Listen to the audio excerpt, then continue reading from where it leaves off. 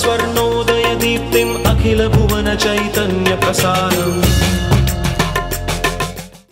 నమస్కారం మన ధర్మం కార్యక్రమానికి స్వాగతం. ఇవాటి మన ధర్మం కార్యక్రమంలో మన ధర్మ సందేహాలను నివృత్తి చేసేందుకు మనతో పాటు ఉన్నారు ప్రముఖ ఆధ్యాత్మికవేత్త బ్రహ్మశ్రీ గడ్డమనుగు రామకృష్ణమూర్తి గారు.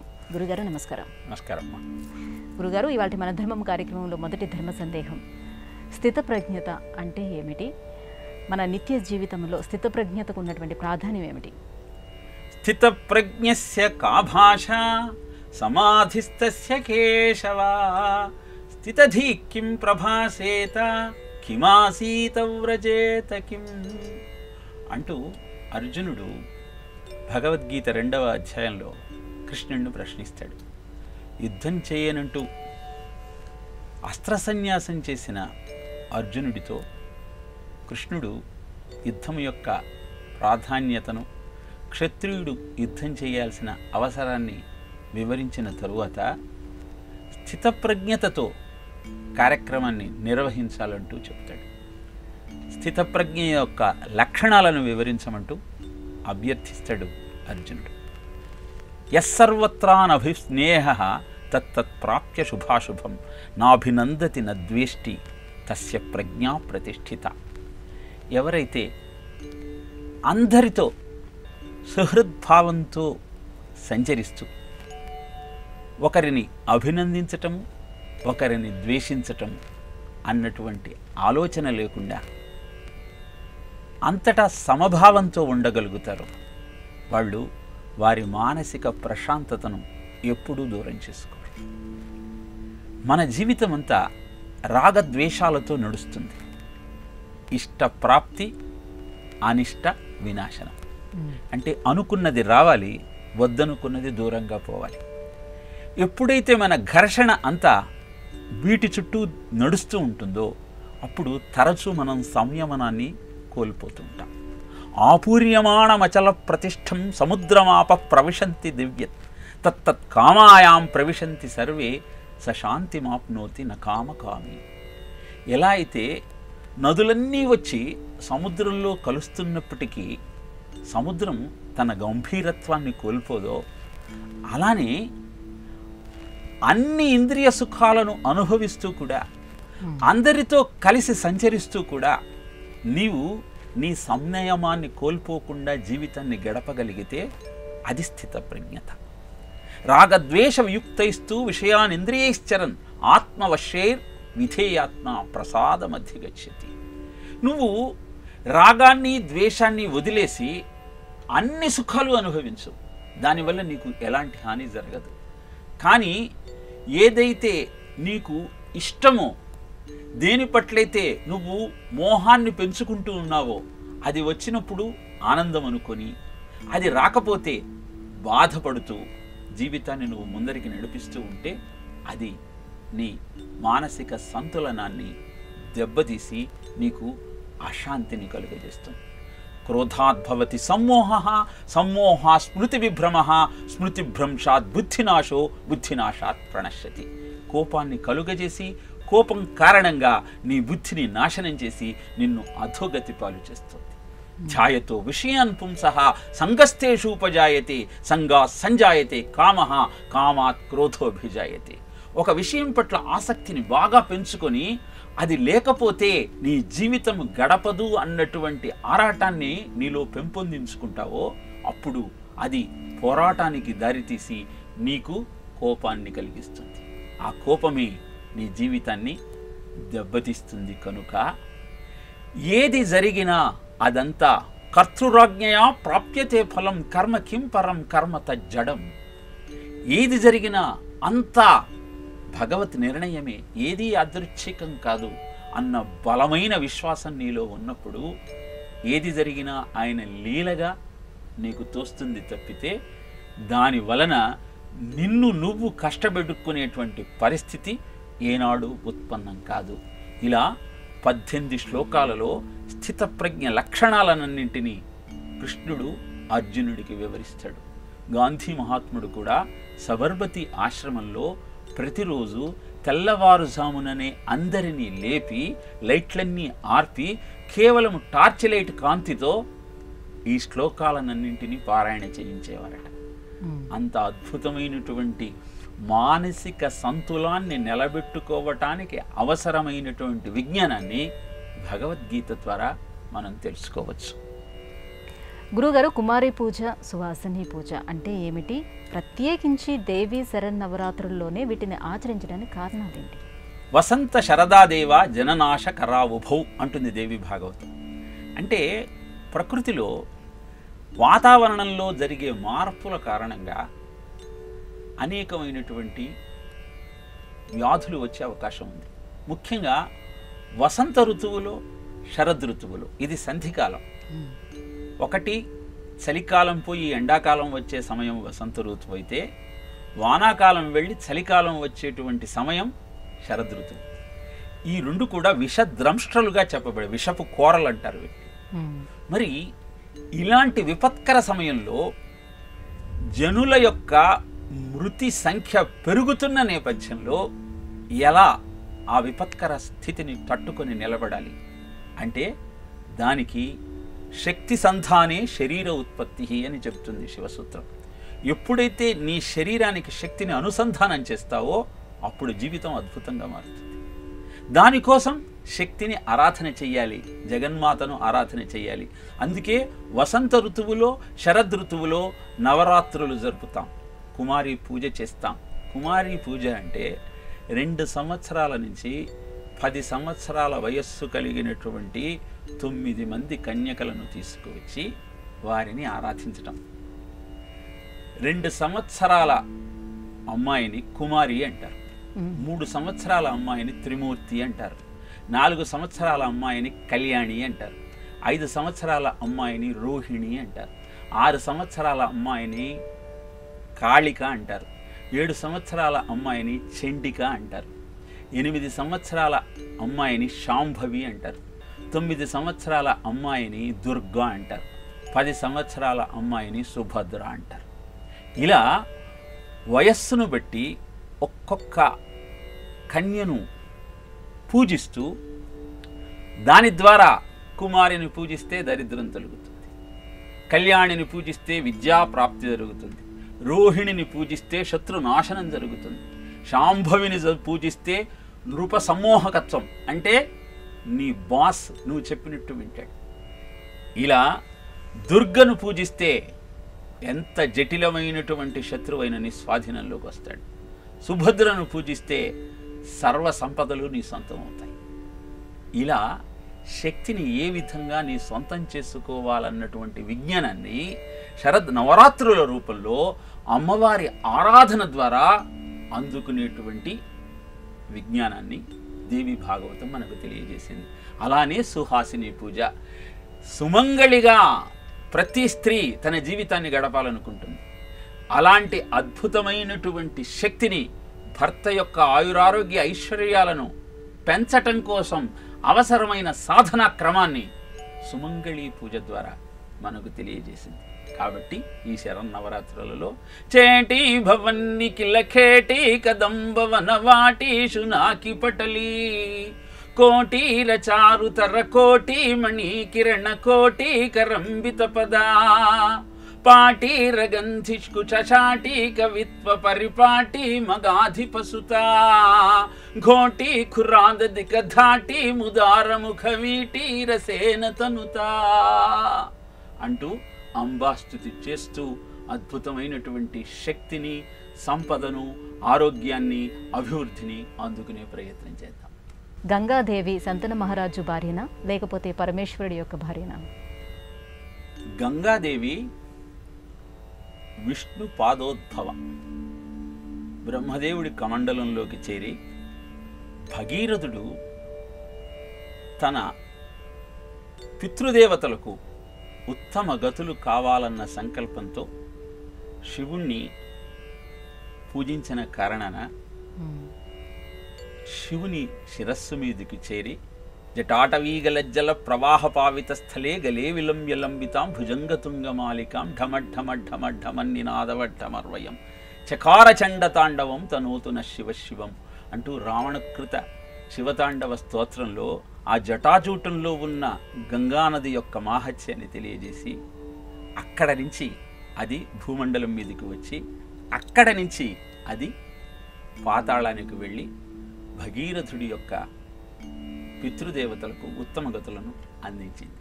ఇక శంతనుడు, గంగాదేవి ఇద్దరు కూడా శాపగ్రస్తుడు. శంతనుడు అంతకు ముందు జన్మలో మహాభిషుడు, అద్భుతమైనటువంటి సత్కర్మలను ఆచరించి బ్రహ్మలోకానికి వెళ్ళి అక్కడ గంగాదేవిని చూసి మనోవికారం కారణంగా తిరిగి శంతనుడిగా జన్మించాడు. అలాంటి శంతనుడికి గంగాదేవి భార్యగా మారి అష్టవసువులకు ముక్తిని ప్రసాదించింది. కాబట్టి గంగాదేవి శంతనుడి భార్య. గంగాధరుడిగా ఆ శివుడు కీర్తిని పొందటానికి కారణమైంది అని ఈ పురాణ కథ ద్వారా మనం తెలుసుకోవచ్చు. గురుగారు, నృసింహ అవతారాలలో నరనారసింహ అవతారాల యొక్క ప్రత్యేకత ఏమిటి? నారసింహము అన్న శబ్దానికి అర్థము నారం అంటే జీవ సమూహం, సింహం అంటే శ్రేష్టవాచకం. ప్రతి జీవుడి హృదయపు గుహలో ఉన్నటువంటి చైతన్యమే నారసింహం. ఈ నారసింహ అవతారం యొక్క ప్రత్యేకత ఏమిటి అంటే జారిపోతున్న జీవుడి యొక్క ఉత్థానానికి ఆ ఉగ్ర నరసింహ ఆరాధన అద్భుతమైన ప్రయోజనాన్ని అందించే సాధనం. ఉత్గ్రసతి ఇది ఉగ్రా అని అంటే జారిపోతున్న వాణ్ణి పట్టి నిలబెట్టేటువంటి అద్భుతమైన సాధనం ఉగ్ర నరసింహస్వామి. అందుకే సంసార కూపమతి ఘోర మదాధమూలం సంప్రాప్య దుఃఖ శత సర్ప సమాకులస్య దీనస్య దేవ కృపయా శరణాగతస్య లక్ష్మీ నృసింహ మమ దేహి కరావలంబం అంటూ లక్ష్మీ నరసింహ కరావలంబ స్తోత్రంలో మనం ఆ స్వామిని ఆరాధించే ప్రయత్నం చేస్తాం. ఇక స్తంభాన్ని హిరణ్యకశ్యపుడు తన చేత్తో బద్దలు కొడితే ఆ నారసింహ రూపం బయటికి వచ్చింది.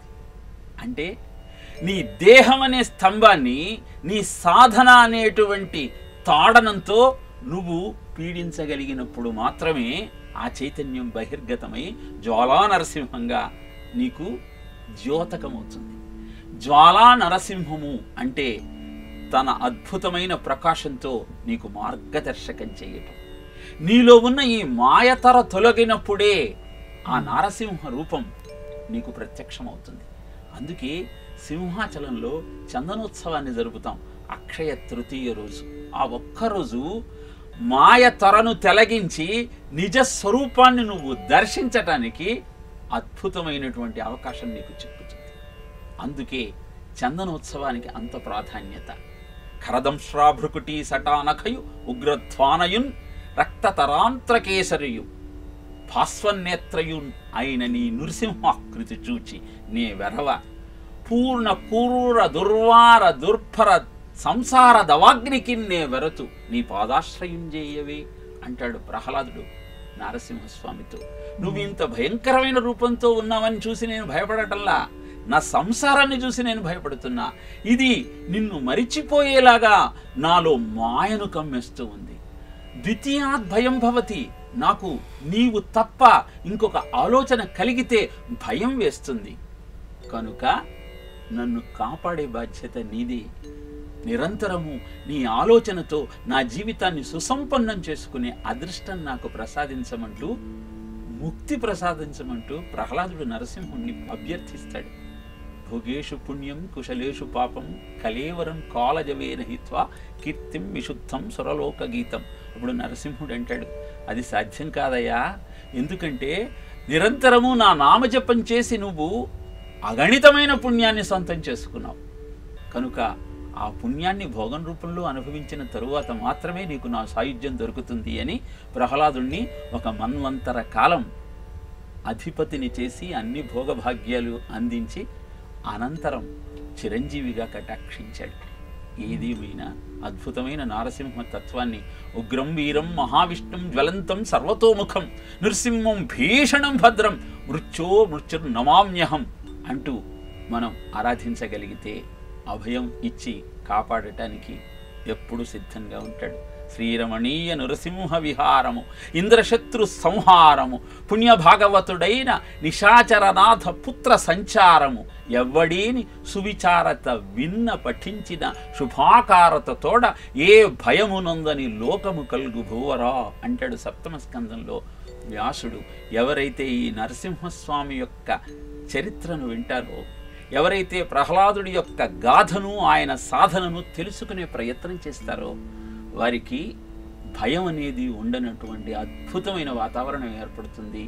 అందరికీ అభయం ఇచ్చేటువంటి అద్భుతమైన తత్వం వారి సొంతమవుతుంది. కాబట్టి నరసింహస్వామిని ఆరాధిస్తూ ఆనందంగా ఉండే ప్రయత్నం చేద్దాం. గురుగారు, శ్రీరామచంద్రుడి యొక్క గుణగణాలు నేటి ఆధునిక యువతకు ఎలా మార్గదర్శకాలు అవుతాయి? అయోధ్యకాండలో రామచంద్రుని యొక్క గుణగణాలను ప్రస్తావిస్తూ కథం చిదుపకారేణ కృతేనేకైవ తుష్యతి అస్మరతి అపకారాణం శతమతి ఆత్మవత్తయ అంటాడు వాల్మీకి. అంటే ఎవరైనా చిన్న ఉపకారం చేస్తే దాన్ని అందరికీ చెప్పుకుంటాట రామచంద్రమూర్తి. అపకారం చేస్తే ఏమోలే ఆ కాల ప్రభావము, విధి వైపరీత్యము, అలాంటి దుర్మార్గపు ఆలోచన వచ్చి ఉండవచ్చు, దాన్ని మనం ఎందుకు జ్ఞాపకం పెట్టుకోవాలి అనుకుంటట. బుద్ధిమాన్ మధుర భాషి, పూర్వభాషి రామచంద్రమూర్తి ఎప్పుడు తక్కువ మాట్లాడతట, ముందు మాట్లాడతట. ఇది మనం అలవాటు చేసుకోగలిగితే అందరూ మనకు మిత్రులే.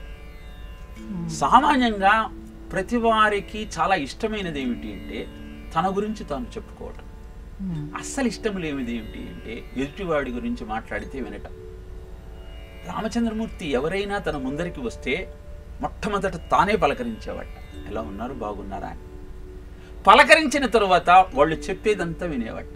ఎవరైనా ఎవరి గురించి చెప్తారు? తన గురించే చెప్పుకుంటూ ఉంటారు. అలా చెబుతూ ఉన్న సందర్భంలో వాళ్ళు చెప్పేదంతా ఓపిగ్గా వినటం ప్రారంభిస్తే నువ్వు వారికి చాలా ఆప్తమిత్రుడిగా మారిపోతావు. ఇలా కోపం అనేది తెలియకుండా, కోపం వస్తే దేవతలు కూడా భయపడేటువంటి అద్భుతమైన తత్వం కలిగిన రామచంద్రమూర్తి యొక్క జీవితాన్ని మనం పరిశీలిస్తే ఏనాడు తండ్రి మాటను జవదాటలేదు. అలా పితృవాక్య పరిపాలకుడైనటువంటి రామచంద్రమూర్తి యొక్క గాథ నేటి యువతరానికి ఆదర్శం కావాలి. ప్రతినిత్యము హోనస్మిన్ సాంప్రతం లోకే గుణవాన్ కశ్చ వీర్యవాన్ ధర్మజ్ఞశ్చ కృతజ్ఞశ్చ సత్యవాక్యో దృఢవ్రతః చారిత్రేణ చ కో యుక్తః సర్వభూతేషు కో హితః అంటూ వాల్మీకి నారదుణ్ణి అడిగిన 16 గుణాలు పోతపోసినటువంటి ధర్మమూర్తి రామచంద్రమూర్తి. అలాంటి అద్భుతమైన మర్యాదా పురుషోత్తముడి గాథలను గుణాలను తలుచుకోవడం వల్ల మన జీవితం ధన్యమవుతుంది. గురుగారు, కాలభైరవుడు వీరభద్రుడు ఇద్దరు ఒకటేనా, వేరువేరా?